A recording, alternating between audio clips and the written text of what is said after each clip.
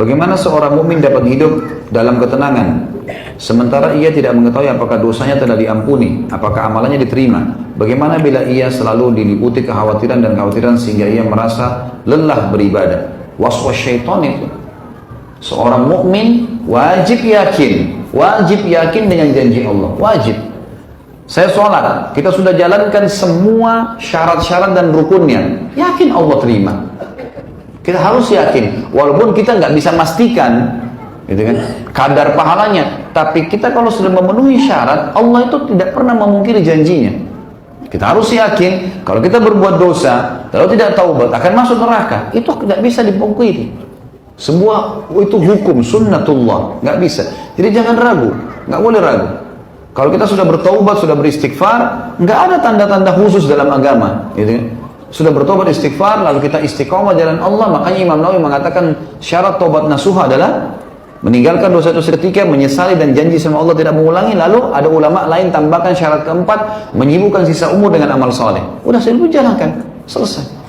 Allah subhanahu wa ta'ala maha pengampun. Bukankah Allah gembira dengan taubat hambanya? Udah kita yakin dengan janji Allah dan Rasulnya, jalan. Gitu. Umar bin Khattab dulu pemabuk radhiyallahu anhu, terus kemudian masuk Islam, taubat dan yakin dengan janji Allah, sudah bisa masuk surga.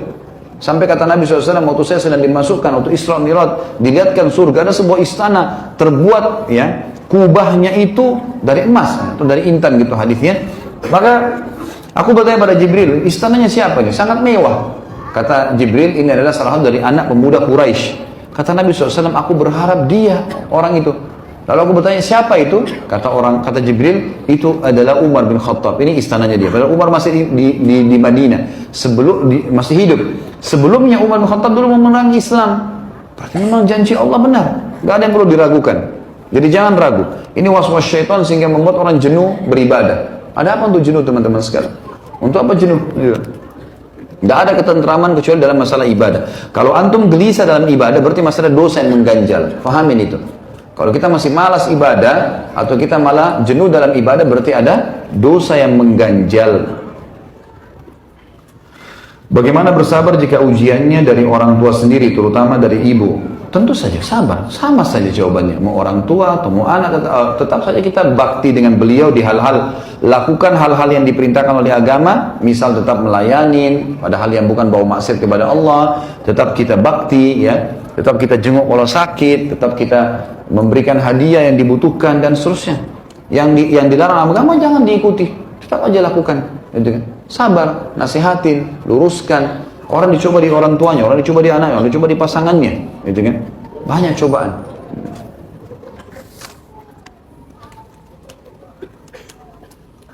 Bagaimana cara sabar menghadapi istri yang selingkuh dengan laki-laki lain?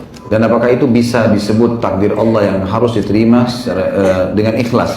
Dan apakah talak sudah jatuh apabila istri sudah meninggalkan rumah? Mohon penjelasannya Ustaz, agar hati saya bisa tenang. Tentu saja orang mukmin tahu kalau setiap orang bisa berbuat salah. Kalau istri antum ini selingkuh, kemudian memang diahnya sudah taubat nasuha, memang dia taubat nasuha, memang saya salah, saya taubat nasuha, ini antum punya khiyar. Orang punya khiyar. Yang terbaik terima dan sabar, gitu kan? Karena kata Nabi SAW dalam sebuah hadis kepada seorang sahabat laki-laki mengatakan, ya Rasulullah, inna bra'ati la taruddu yadul lamis. Wahai Rasulullah, istriku tidak nolak tangannya setiap penjamah. Ini maksudnya supel sekali, atau kata sebagian ulama hadis bahkan perempuan ini suka selingkuh. Kata Nabi SAW, talikha, ceraikan aja kalau gitu. Dia bilang, lakinni uhibbuha, tapi saya mencintainya. Maka kata Nabi SAW, amsikha, kalau gitu pertahankan dia. Dalam arti kata, luruskan kesalahannya, sabar sampai kamu mampu, semampu kamu. Gitu. Kalau kamu memang tidak bisa, karena memang kadang-kadang subhanallah, pasangan kita ini karena kita sudah terlalu cinta, nggak bisa kita ceraikan, atau nggak bisa cerai dengan kita. Kita berat untuk cerai. Kalau kita cerai malah mudaratnya lebih berat. Kita jadi sumpah, kita jadi sedih. Maka jangan terjadi, gitu kan? Kecuali sudah betul-betul maksimal, kita sudah tak yakin memang ada sebuah poin yang bisa mendongkrak kita untuk meninggalkannya, sudah. Barulah seperti itu. Allah mengatakan, walaman sabara wa ghafara inna dzalika min azmil umur. Siapa yang sabar dan memaafkan, itu adalah sesuatu yang memang sudah diperintahkan oleh Allah, gitu. Jadi seperti itu. Tapi antum punya khiyar tentunya, ya. Bayangkan saja efeknya. Kalau misalnya kalau dia tidak taubat, istri ini tidak taubat, malah dia yang kemana-mana. Yakinlah teman-teman, kadang-kadang Allah ingin menghilangkan sesuatu dari kita dengan caranya. Dengan caranya.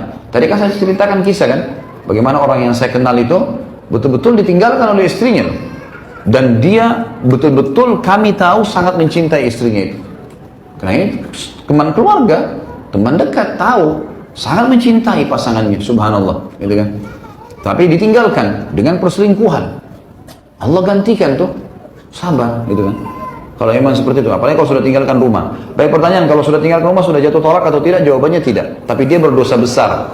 Karena sabda Nabi SAW, wanita manapun yang keluar rumahnya tanpa izin suaminya, maka dia dilaknat sampai dia kembali. Makna dia dilaknat adalah diangkat berkah hidupnya, tapi tidak terjadi perceraian. Perceraian terjadi hanya kalau suami mengucapkan kalimat cerai atau si istri yang mengajukan kepada hakim dan hakim sudah mengiyakan, itu baru terjadi perceraian. Dan pada saat itu baru dihitung masa iddah. Dihitung masa iddah. Jadi tidak, dengan dia keluar tidak. Tapi kalau bahasa saya teman-teman yang bertanya, mohon semoga Allah keluarkan antum dari masalah antum ini dan seluruh muslimin yang sedang hadapi masalah tentunya. Kalau seandainya istri ini memang betul-betul dia selingkuh sama laki-laki lain dan bebas hidupnya, dasarnya memang ya terbuka sekali pintu zina dengan dia lah, gitu kan? Maka kalau dia pergi dari rumah, teman-teman sekalian, antum sujud syukur kepada Allah. Itu pasti kebaikan. Allah mau kebaikan, karena kalau dia bertahan maka antum akan sakit hati terus.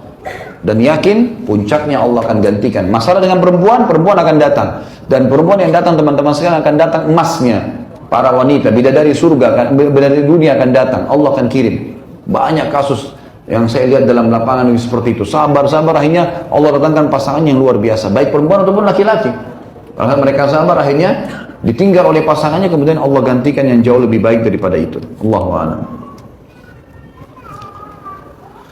Jika kita sabar namun kita menangis, tetap menangis, apa itu termasuk sabar? Tentu saja, nggak masalah. Menangis adalah ungkapan, gitu kan? Tetapi kita berusaha, ya, bukan berarti tidak sabar kalau nangis, ya, karena kita kesakitan misalnya, badan kita sakit, ada luka. Kalau kena sakitnya kita nangis, tetap sabar namanya. Tidak ada hubungannya dengan itu. Atau ada seseorang nyakitin kita, lalu kita sambil lulus dada, ya sudahlah, saya sabar. Tapi sambil netes air mata itu tidak salah. Karena Nabi SAW pernah menangis dengan meninggalnya Ibrahim, anaknya. Dan pada saat netes air mata, para sahabat menanyakan, ya Rasulullah, Anda nangis juga?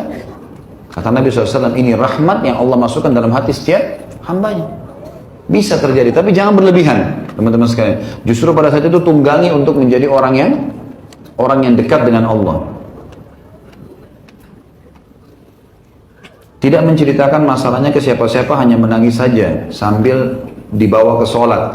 Tentu saja itu positif, keluhkan kepada Allah. Nabi Ayub tadi saya sudah kasih contoh kan, tidak keluhkan kepada siapapun. Setelah 8 istri juga nggak tanya, istri sudah tahu ada masalah. Dia nggak mau bawain suaminya, 18 tahun baru ditanya. Larikan ke sholat, nggak masalah. Allah tahu. Allah itu sifatnya yang maha tinggi adalah maha mengetahui salah satunya. Allah itu maha penyayang. Allah itu berat siksaannya kepada orang yang menzalimi kita. Berat siksaannya. Tidak usah khawatir. Jelas di belakang ini ada janji-janji Allah. Semua cobaan, teman-teman, kata ulama, dimulai dengan sabda Nabi SAW, innamas sadmatu fil ula. Sesungguhnya pedihnya sebuah cobaan cuma di awal saja. Kalau sudah berlalu berapa hari, berapa bulan, berapa tahun, kita cuma tinggal mengenang, oh iya dulu saya pernah dicoba dulu begini. Tapi sudah selesai. Cuma itu di awal. Makanya di situ cobaan yang pertama itu yang pahalanya sangat besar. Saya sudah menikah hampir 10 tahun, tapi belum dikaruniai keturunan. Mohon doa dan amalan khusus. Dan apakah ini bentuk ujian kesabaran? Tentu saja kita doakan semoga Allah SWT memberikan kepada antum keturunan dan seluruh muslimin yang belum diberikan keturunan, gitu kan? Sabar. Ya, memang ini jawabannya adalah bersabar. Dia ikhtiar sambil beristighfar kepada Allah, dan ikhtiar semua yang syar'i boleh. Di antaranya yang banyak belum dikerjakan oleh teman-teman, ruqyah. Ya. Baca ayat-ayat ruqyah, mungkin itu jadi penyebab, gitu kan? Kalau memang secara medis sudah ikhtiar, maka coba ruqyah syar'iyah, rutinkan baca ruqyah, bacain ayat Allah mengatakan Quran itu syifa linnas, obat untuk semua manusia, gitu kan? Obat untuk semua manusia. Jadi seperti itulah, mestinya ikhtiar. Apakah ini ujian? Iya, tentu saja. Nabi Ibrahim alaihissalam termasuk Nabi yang lama tidak dikasih anak kan? Sampai Sarah sudah tua, Ibrahim juga sudah tua alaihi wassalatu wassalam, Dalam beberapa riwayat disebutkan umur Ibrahim sudah di atas 60 tahun, gitu kan? Barulah Ibrahim dan Sarah juga sudah tua, mandul, barulah dikaruniai anak Ishak, gitu. Nabi Zakaria juga begitu.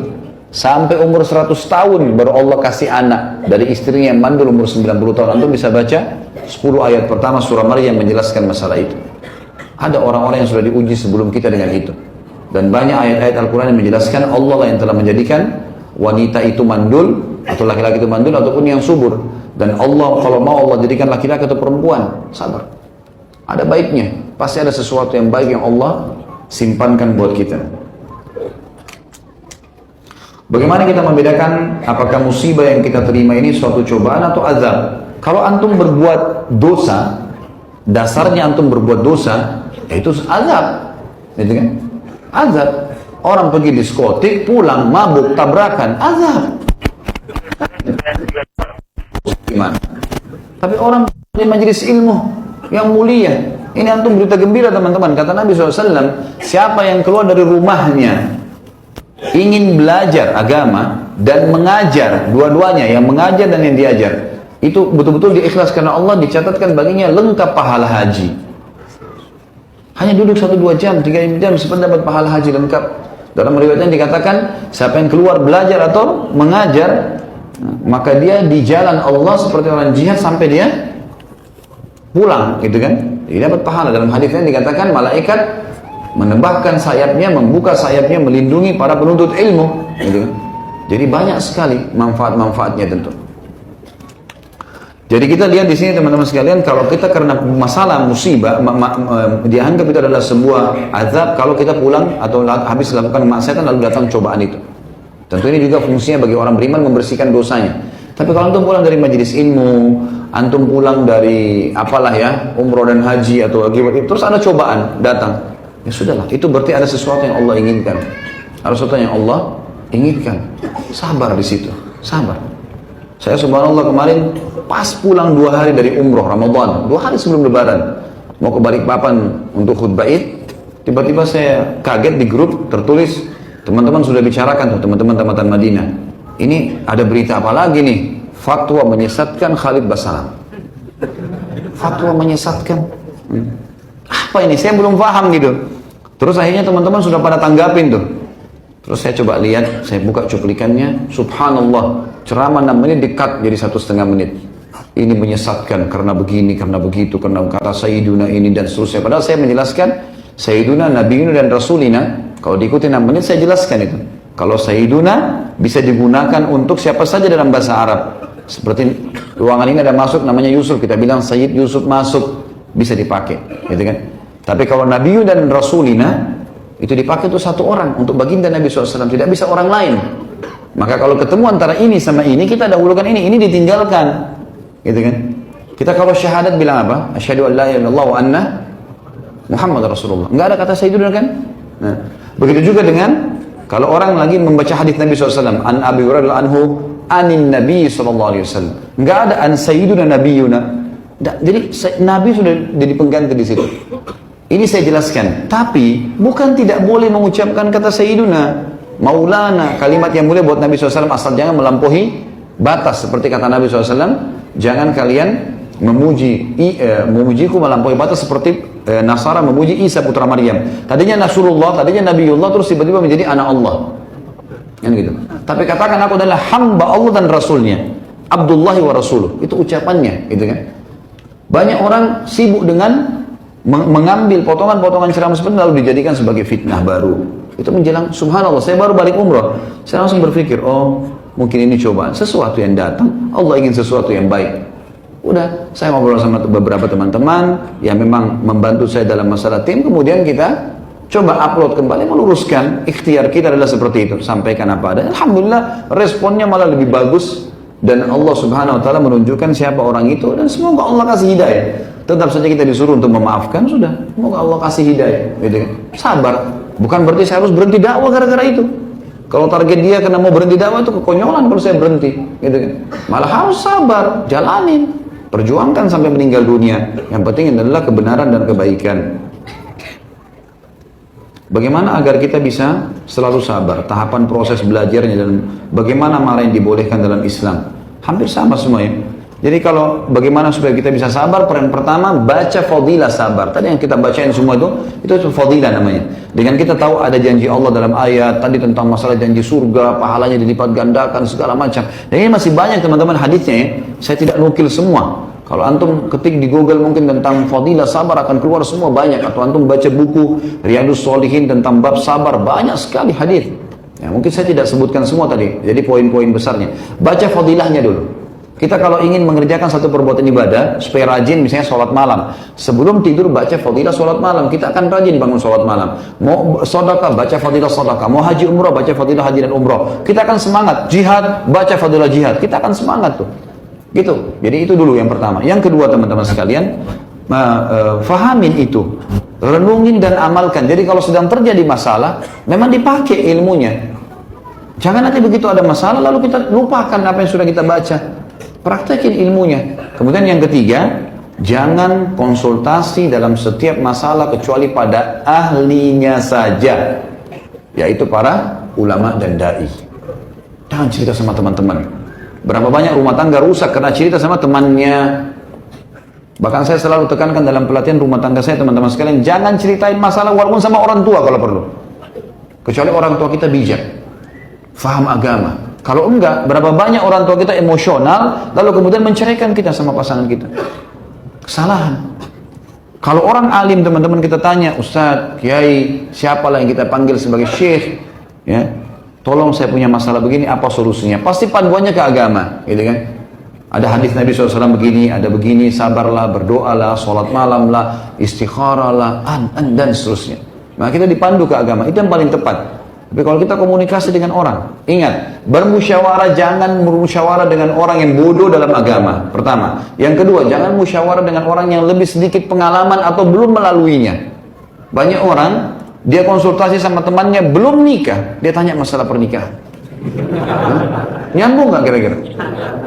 Ada orang berpoligami, musyawarah sama temannya yang tidak poligami, nggak bakal nyambung.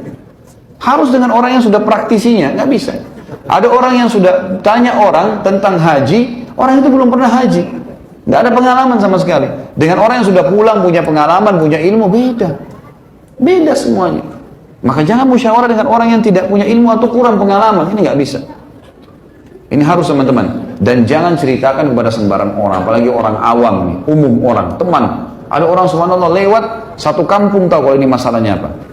Karena semua orang sudah dicerita sama dia, sudah tahu nggak istri saya begini. Semua orang tahu, suami saya begini. Satu orang, semua orang tahu masalahnya.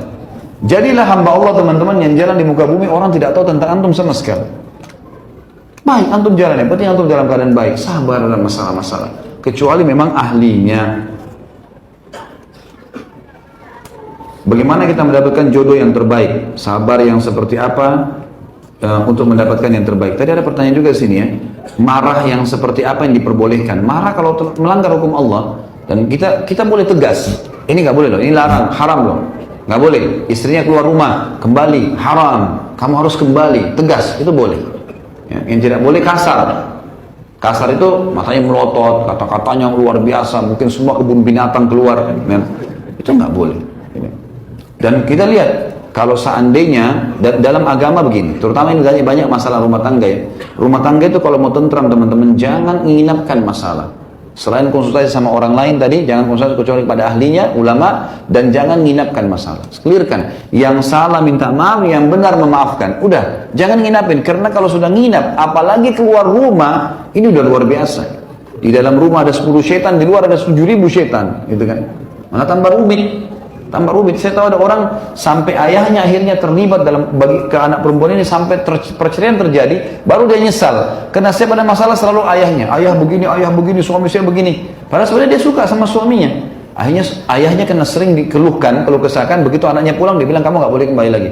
Udah, kamu sudah masalah. Tapi suami saya begini, nggak bisa. Kau kan sudah sering ngeluh, suamimu begini. Dia nyesal sendiri. Tapi terjadi perceraian. Diceraikan dengan cara paksa. Didatangkan wali, datangkan bukti-bukti memang ada. Kalau laki-laki dia pernah begini, pernah begitu, akhirnya perceraikan. Tapi penyesalan terjadi pada orang ini karena salah ya. Kalau kita mendapatkan jodoh yang terbaik, semua kembali ke agama. agamanya yang didahulukan, dan itulah orang yang terbaik. Kata Nabi SAW bagi kaum wanita, dan walinya, ayahnya, kalau datang kepada kalian yang kalian ridhoi akhlaknya dan agamanya, terima lamarannya. Kalau tidak, terjadi kerusakan di muka bumi. Jadi bukan kekayaan, bukan titel pendidikan dan seterusnya, gitu kan. Bagi laki-laki juga begitu, wanita dinikahi karena hartanya, kecantikannya, keturunannya dan agamanya. Dan dahulukan agamanya, hidupmu akan tentram. Jadi memang agama yang sudah tidak disuruh lagi sholat, tidak disuruh lagi tutup aurat, memang sudah aman semuanya. Minta sama Allah, sujud, ya, biasakan minta kepada Allah SWT, akan diberikan. Apakah sabar ada batasnya? Tentu saja, kalau memang orang sudah sama sekali tidak bisa tahan dan dia mau, gitu kan, kata Nabi SAW begini, kalau kalian, janganlah kalian berharap kematian.